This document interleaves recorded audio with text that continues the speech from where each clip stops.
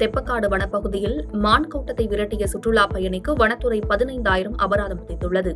நீலகிரி மாவட்டம் முதுமலை புலிகள் காப்பகத்திற்கு உட்பட்ட தெப்பக்காடு, மசினகுடி, மாயார், சிங்காரா உள்ளிட்ட வனப்பகுதிகளில் சாலையோரங்களில் உலாவரும் வனவிலங்குகளை சுற்றுலா பயணிகள் கண்டு ரசித்து செல்கின்றனர்.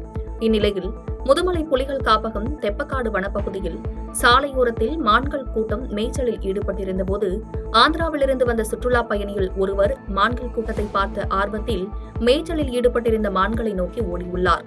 அவரை பார்த்த மான்கள் வனப்பகுதிக்குள் ஓடியுள்ளது.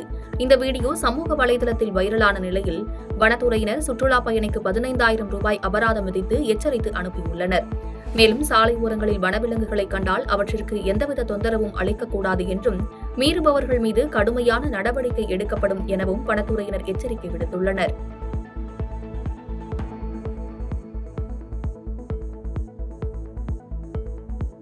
சென்னை துறைமுகத்திற்கு செல்லக்கூடிய கண்டெய்னர் லாரி சர்வீஸ் மேம்பாலத்தின் பின்புறத்தில் பற்றி எறிந்த தீயால் கரும்புகை கிளம்பியதால் பரபரப்பு ஏற்பட்டது.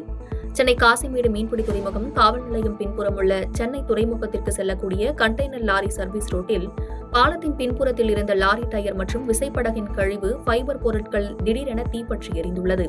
இதனால் வானுயர கரும்புகை கிளம்பியது. இந்த தகவலின் பேரில் ராயபுரம் தீயணைப்பு வீரர்கள் விரைந்து வந்து தீயை அணைத்தனர். இச்சம்பவம் குறித்து காசிமேடு மீன்பிடி துறைமுகம் போலீசார் விசாரணை மேற்கொண்டு வருகின்றனர்.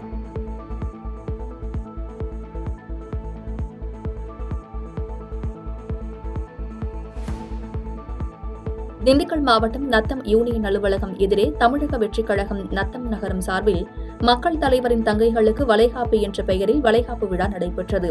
இவ்விழாவில் நத்தம் நகர் பகுதியைச் சேர்ந்த 51 கர்ப்பிணி பெண்களுக்கு வளைகாப்பு விழா நடத்தப்பட்டது.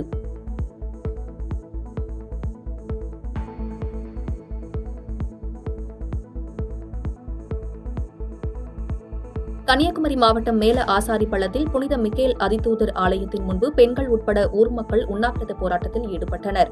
கன்னியாகுமரி மாவட்டம் கோட்டாறு மறை மாவட்டத்தின் கட்டுப்பாட்டில் மேல ஆசாரிப்பள்ளத்தில் உள்ள புனித மிக்கேல் அதிதூதர் ஆலயத்தில் 2 ஆண்டுகளுக்கு முன்பு ராஜன் செல்லதுரை, ஜோஸ்பியன் உள்ளிட்ட 5 பேர் கொண்ட கும்பல் ஆலயத்திற்கு சொந்தமான நகை மற்றும் பணத்தை கையாடல் செய்ததாக கூறி காவல் நிலையத்தில் புகார் கொடுத்திருந்தனர். ஆனால் இதுவரை பேராலயத்திற்கு சொந்தமான சொத்துக்களை அவர்கள் திருப்பி ஒப்படைக்காததால் அதனை ஒப்படைக்க வலியுறுத்தி பெண்கள் உட்பட ஊர் மக்கள் ஆலயத்தின் முன்பு உண்ணாவிரத போராட்டத்தில் ஈடுபட்டனர்.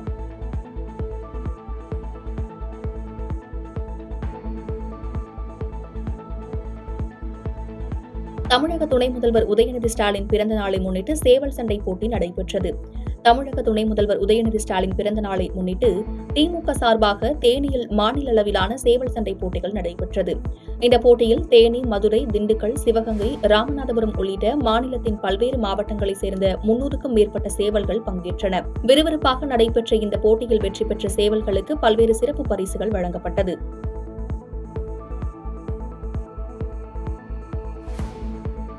பாதகம் செய்பவரை கண்டால் நாம் பயங்கொள்ளலாகாது பாப்பா, மோதி மிதித்து விடு பாப்பா, அவர் முகத்தில் உமிழ்ந்து விடு பாப்பா. அண்மை செய்திகளை உடனுக்குடன் தெரிந்து கொள்ள இணைந்திருங்கள் இயம்நாடு தொலைக்காட்சியுடன்.